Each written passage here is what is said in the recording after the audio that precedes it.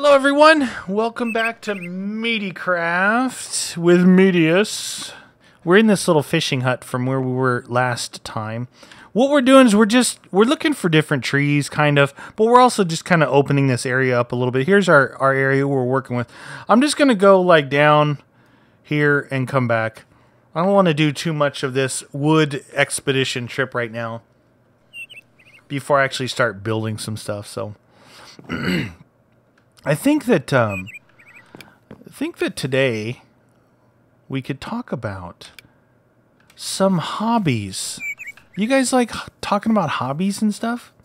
Like what you like to do besides... What was that? Hey, Venus fly. Oh, what is that thing? Etin 60 health. Oh, dude, watch out for the Venus flytraps. They'll get you. That dude's pretty... Whoa! What the... He's takes down the trees? He's got a lot of health. You're dead, but you got a lot of... He does, like, AoE damage on everything. That was crazy. Look at it. He started breaking this away.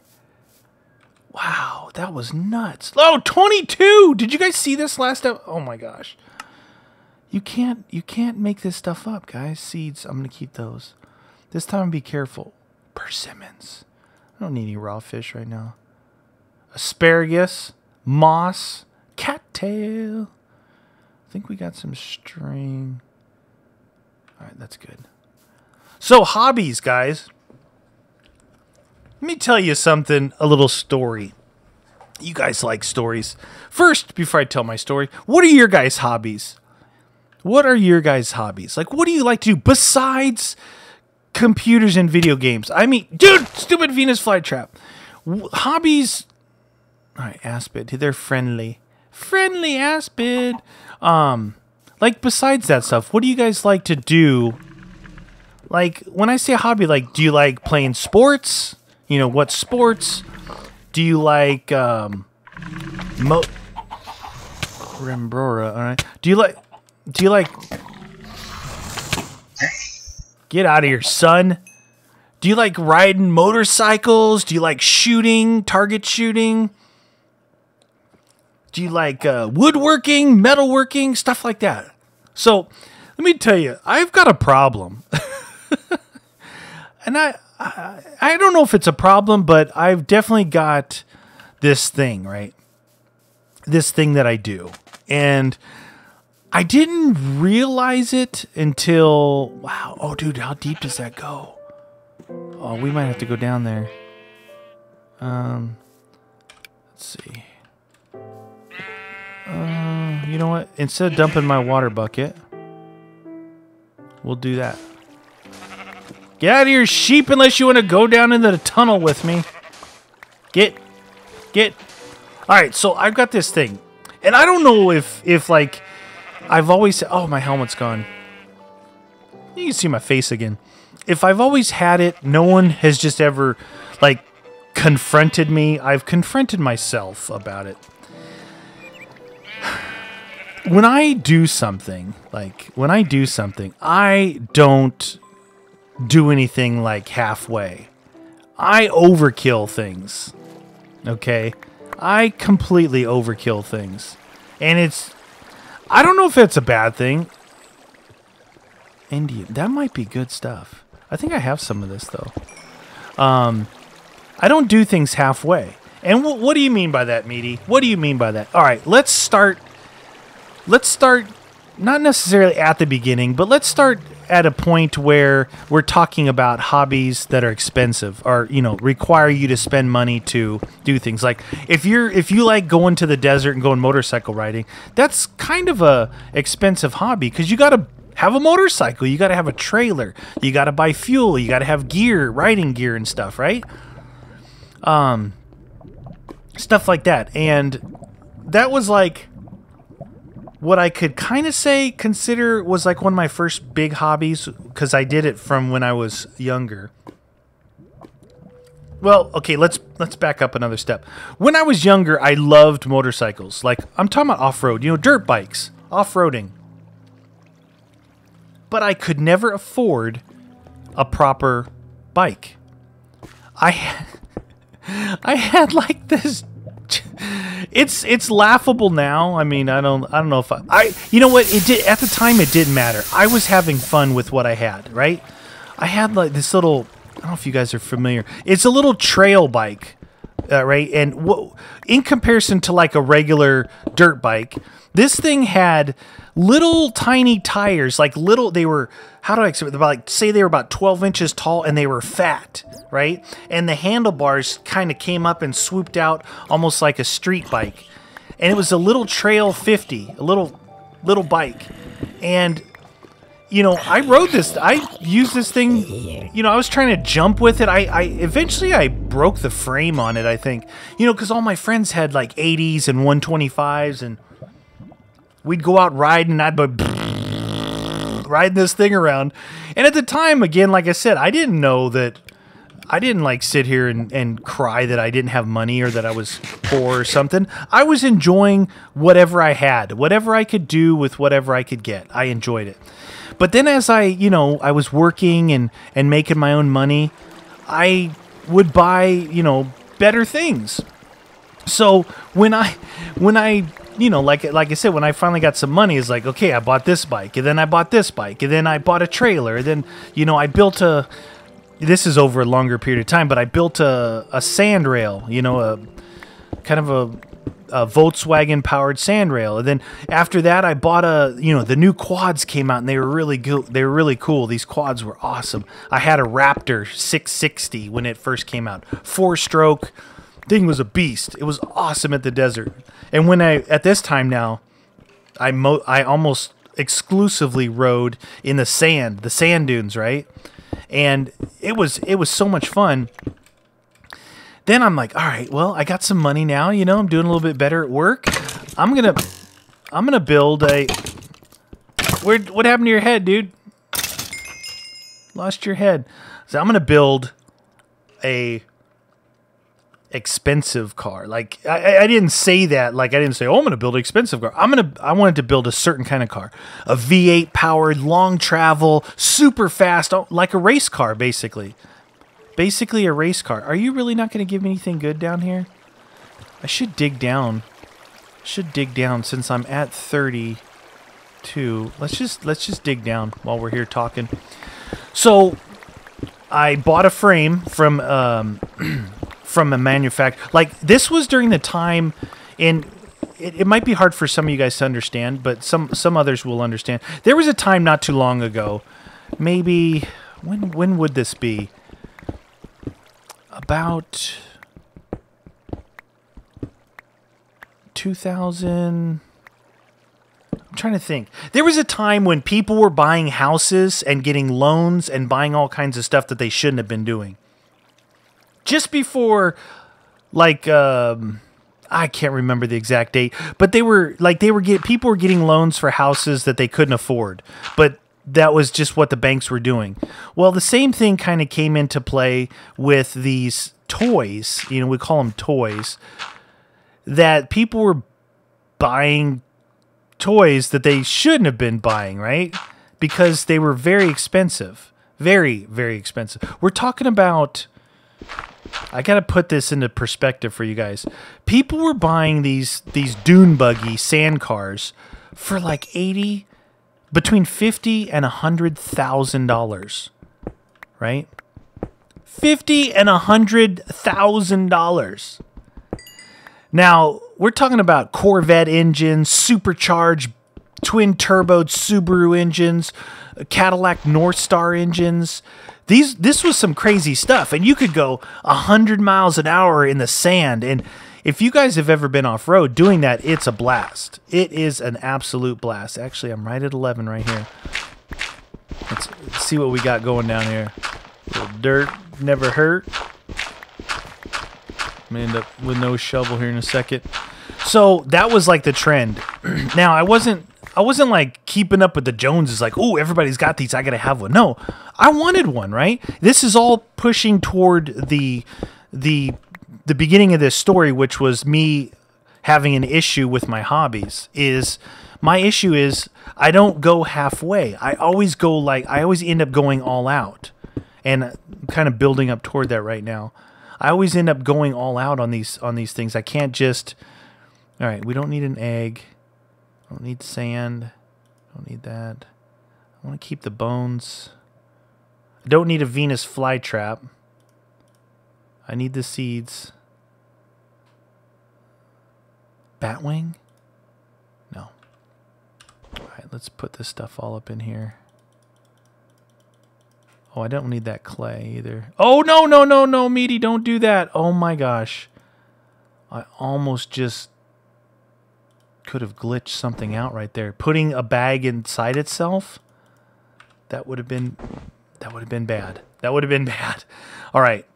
So, here we are. I've gone through, I finally got like some really nice motorcycles. And, you know, I never like, the funny thing was, it got to, I would sell one to get another, right? I didn't just start collecting them, unlike my other hobbies that we're going to get to, where I didn't like get rid of stuff. I just collected it, which is pretty crazy. And you guys are going to see some of this stuff. You're going to see it with the gun collection.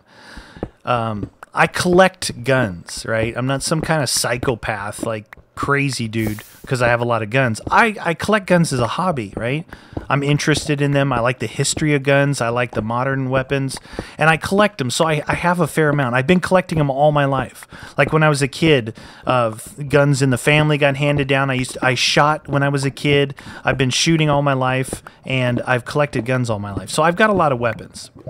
But that's something you guys will actually get to see, because I'm doing something with that. But back to the story. So I bought a, and you guys who know this stuff will understand a little bit better. But the whole premise behind the story is pretty interesting. I think it's going into like the mindset of Meaty and my issue with not going halfway with anything, going like overkill with everything.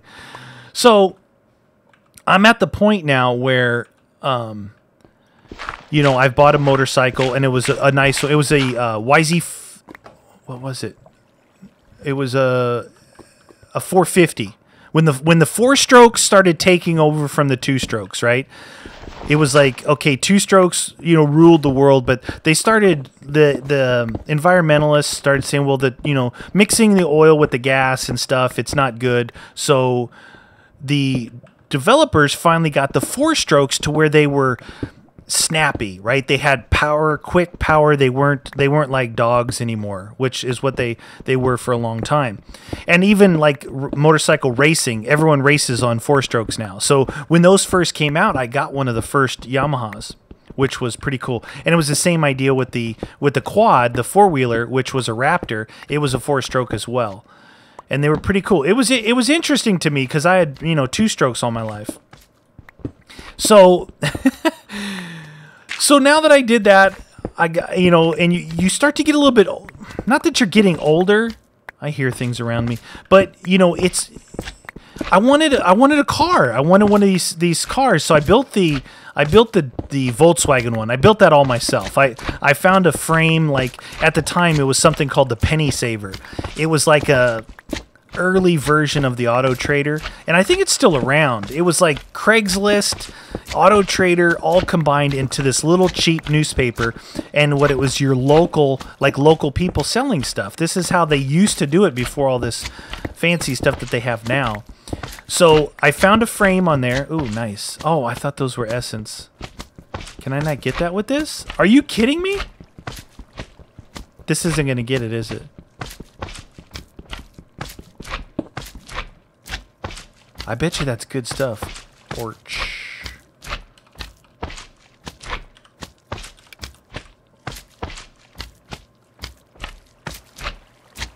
Was there an O-R-I-C-H? Oh, O-R-I-C-H. O-R-I-C-H. Whoa, dude! Oh, this is... Oh, this is from Tinker's Construct. Okay. Huh. Bet you those things are pretty... Wait, no, it's from Metallurgy, too. Huh. It seems like Tinkers and Metallurgy share a lot of the same rare materials.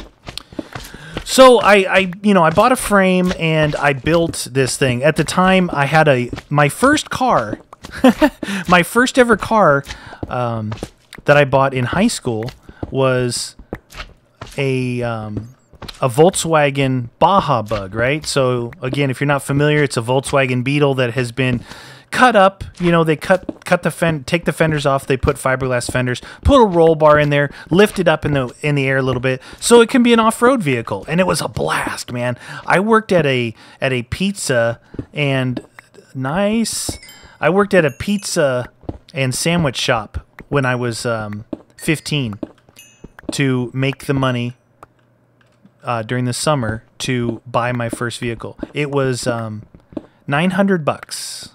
I bought this Baja Bug for $900. It ran, everything was perfect.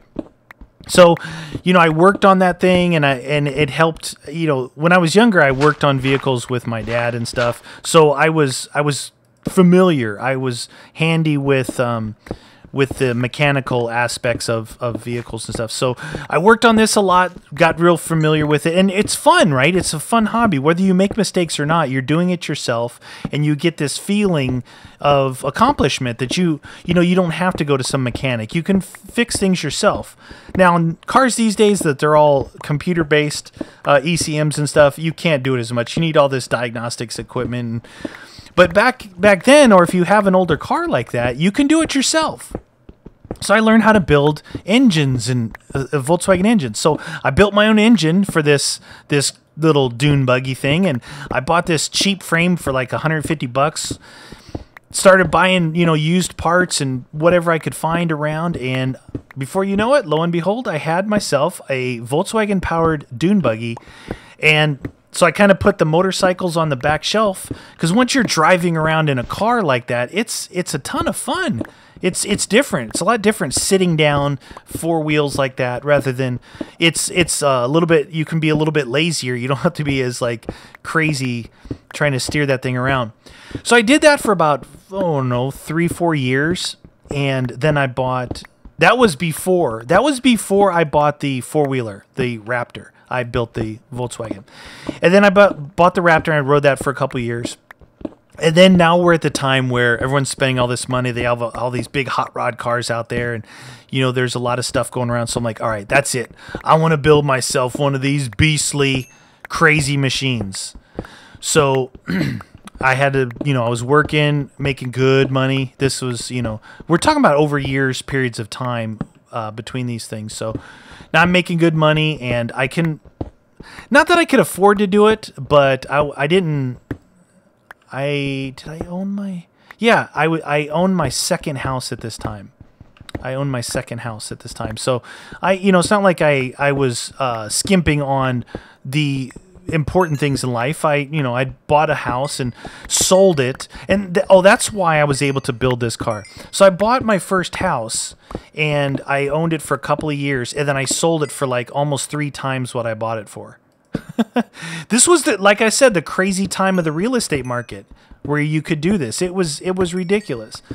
If you were in at that time, well, okay, so I'll tell you, I'll put things into perspective. I bought the house for $221,000, I believe. I bought it for $221,000, and I adopted another hobby during that time, which we'll get to after this one, because some of these hobbies overlap. So I fixed it up. It was a fixer at $220. Fixed it all up and sold it 3.5 years later for $500,000. So what does that tell you? Well, that tells you that I've got about $300,000 worth of free money, is what I call it. Free money. Because I didn't have to work to earn that. I didn't have to do anything. But, I fixed up the house. It's just that I was able to capitalize on the market at the time and sell it for a lot more than I paid for it. So once you sell the house, you pay it off what's left over after everyone's commissions and all that stuff. Well, then I took that money and bought a bigger house. That's how you end up upgrading. Is not that I was making any more money at work at the time, but I was able to do that and upgrade my house to buy a bigger house with a bigger lot, which is the house that I live in right now.